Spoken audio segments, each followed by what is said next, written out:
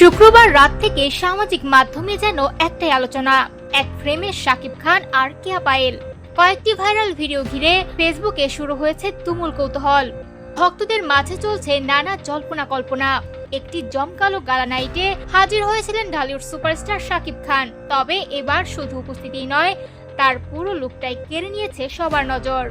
চোখে stylish sunglass, পরনে কারুকাজ করা কালো ব্লেজার আর মুখে আত্মবিশ্বাসী হাসি, সব মিলিয়ে যেন একেবারে আন্তর্জাতিক তারকার আবহ। কিন্তু সবচেয়ে বেশি আলোচনায় এসেছে তার পাশের মানুষটি।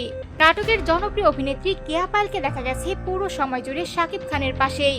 দুজনকে একসাথে হাসি আড্ডায় মেতে থাকতে দেখে নেটিজেনদের মনে এখন একটাই প্রশ্ন, তবে কি শাকিব খানের পরবর্তী সিনেমার নায়িকা হচ্ছেন কেয়া পায়েল?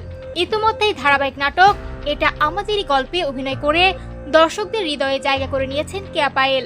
তার অভিনয়, গ্ল্যামার আর স্ক্রিন প্রেজেন্স সব নিয়ে ভক্তদের আগ্রহ বরাবরই চোখে পড়ার মতো।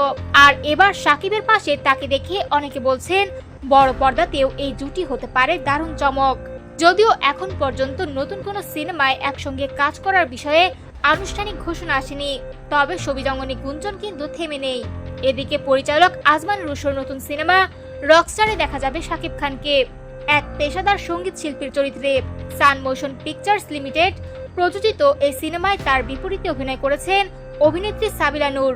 আসন্ন ঈদুল আজহায় প্রেক্ষাগৃহে মুক্তির পর জনপ্রিয় ওটিটি প্ল্যাটফর্ম চরকিতেও মুক্তি পাওয়ার কথা রয়েছে সিনেমাটি। এখন দেখার বিষয়, গালা নাইটের এই ভাইরাল মুহূর্ত শুধুই কি বন্ধুত্ব, নাকি সত্যিই নতুন কোনো চমকের ইঙ্গিত?